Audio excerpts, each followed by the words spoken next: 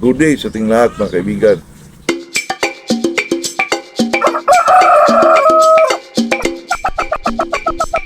Dito na naman tayo sa itong channel na Mercado Official po. Ito naman sa atin dito mga kaibigan, talaga enjoyment lang. Tayo naman ay nalilibang sa ating mga ginagawa. Kaya tayo ay palagi lang nagsalita dito. Pero gusto ko rin mag-comment kayo mga kaibigan kung ano man yung mga topic na dinidiscuss natin na may alam din kayo, ay pag-usapan natin ito mga kaibigan. Kaya itong bago tayo mag-umpisa ay mag-shoutout muna tayo kay Victor Makatangay, Tanay Rizal, at saka itong si Ricky Tamayo po. Yun lang naman mga kaibigan.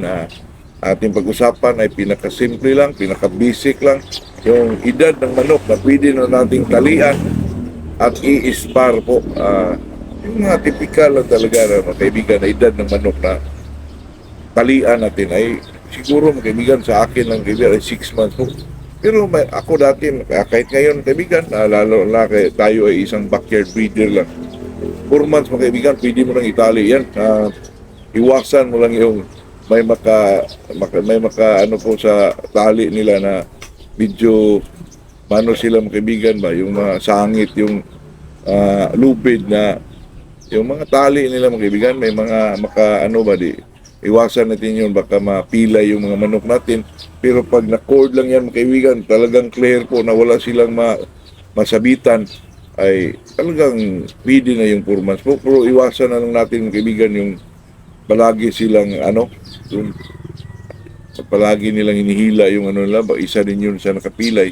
Pero yung 4 months, 5 months, 3 months 3 months nga kaibigan, yung isa ko sa kaibigan dito na tinatalian na rin kaibigan, pero medyo mataas yung tali na ginamit niya, yung medyo maliit na lubid lang. Piding-pidi po, nakita ko mga kaibigan, sanay na yung manok, 3 months old pa. Pero kung sa atin lang pinag-usapan kung ano ba talagang eksakto, kasi itong magmamanok mga kaibigan, wala naman talagang eksakto, depende na lang yun sa may-ari po. Pero ito sa atin ay guide lang sa mga, lalo na sa mga baguhan. Ang pinaka talaga na magtali ka ng manok ay 6 months old po.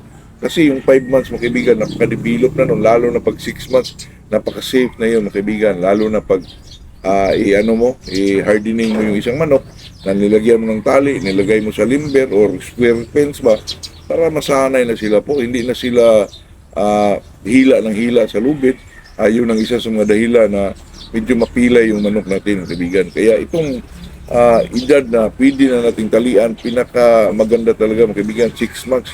Kung gusto mong medyo malaki-laki yung lugar mo, may maglagayan ka talaga ng yung mag-ano ka mga kaibigan, yung mag-hardening ka, pwede 7 months.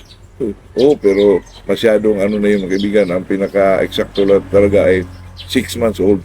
Sa akin yun mga kaibigan, pwede sundin, pwede naman hindi. Kasi kung kampantin mo kayo sa kung anong edad yung manok na tinali nyo, kasi wala namang eksakto dito. Pero sa atin naman ay yung 6 months ay develop na yung mga buto nila, yung mga muscle nila ay naglabasa na yun, talagang napaka-safety po. Yung kaibigan ko na sinasabi ko, 3 months old ay nagtali na ng manok. Pero sa atin naman kung ang pinaka na safety na yung manok natin dyan ay 6 months old po, pwede na kasi i-hardening mo pa yun ng mga 2 weeks, tapos paliguan para hindi masyado magalaw. Kung pwede naman sa gabi mo ilagay sa talian para kinabukasan ay medyo kalmado na yung manok. At saka itong mga kaibigan, itong kung ilang buwan ba natin pwede nang i-spar ang manok, ganun din yun mga kaibigan, na 6 months develop na kasi. Pero sa akin, kung mag-spar talaga ako mga kaibigan, sa ngayon dati medyo bata pa tayo, ay mag-spar tayo, 3 months old, ay isabong na natin. Kasi conscious tayo kung ano ba talaga ang away nitong manok na to. Kaya isabong natin na maaga para yung mga tiksa sa manok naman mga kaibigan, 3 months old, ay talaga makitaan mo na yung mga shuffle doon mga kaibigan. Tayo naman ay medyo bata, pero yung tayo na yun ay tuwang-tuwa tayo mga kaibigan. Kaya sa atin dito ay yung talaga, yung eksakto na sa akin mga kaibigan, 8 months old, pwede na yun. Kasi kung paglaban tayo ng mga 5 to 6 months old, ibitaw natin, yung mga balahibo ng mga kaibigan na medyo hindi pa po ibilot, yung patubo pa. Magdugo kasi yun, kaibigan, lalo na dito sa mga pakpak, sa mga may buntot. Kung maanuhan yun, mag-shuffle sila kaibigan, uupo yun, mabali yung, magdugo. Yun ang mga dahilan na mabulag yung manok, mabulag yung balahibo ng isang manok, hindi na makatubo. Yun ang isa sa mga dahilan. At saka sa atin naman kung pinaka-safe na yung 8 months old mga kaibigan kasi yung mga balahibo doon sa pakpak at saka medyo magulang na po. Yun lang naman talaga mga kaibigan kasi kung maglaban tayo sa mga stag, ang typical na ang edad talaga na pwede nating ilaban sa stag ay 9 months old. Hindi pa siya naglugon at saka develop na po. Katulad ng 8 months old, talagang develop na yung mga balahibo niyan, kaibigan. At saka yung mga 8 months old ay talagang may mga palo na yan. At saka develop na yung mga buto at saka muscle nila.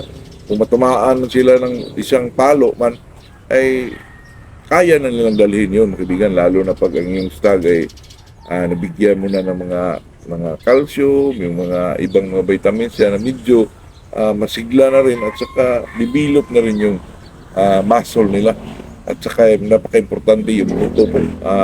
Kasi itong manok ng kaibigan pag medyo natali mo na yan ay medyo lumalakas sila mga kaibigan, lumalakas at saka yung mga palo nila ay talagang may mga pwersa na po. Kaya itong manok ng kaibigan hindi naman tayo nagano, pero sa akin dito mga kaibigan na pwede ko nang minsan ay magtali ako ay 5 months old, 4 months old. Depende na lang sa pagtingin natin kaibigan kung ang manok ay kaya ba niya po. Kasi may mga manok kasi mga kaibigan na kahit medyo may edad na sa 6 to 7 months old ay medyo silang kaibigan yung tawag dito ay hindi sila marunong magdala sa tali po. Mayroon namang iba 4 months old ay talagang kalmado na po. Hindi na sila medyo palagi nilang hinihila yung tali nila. May mga manok kasi ako mga kaibigan kahit 4 months old basta nakita ko ang manok na marunong na siya magdala, hindi na siya masyado mailap, ayun talian ko na kahit 3 months kasi pag tayo naman bilang isang sabingero ay talagang mag-obserba tayo sa area na ginagalawan nila po na wala silang masabitan kasi importante yun lalo na sa yung dapuan nila, yung masagi yung masabit yung tali nila, yun ako. Yun ang dahilan na mapilay yung mga paa nila mga kaibigan. Pero ang pinaka number 1 tip, talian nyo yung kanan talaga kasi yung kaliwa ay protektahan natin yun kasi yun ang lagyan ng tari, kabitan ng tari. Pero naman pagdating naman nila ng 10 months, yung talagang matibay na talaga sila, pwede mo namang ipalit yung sa kaliwa para naman medyo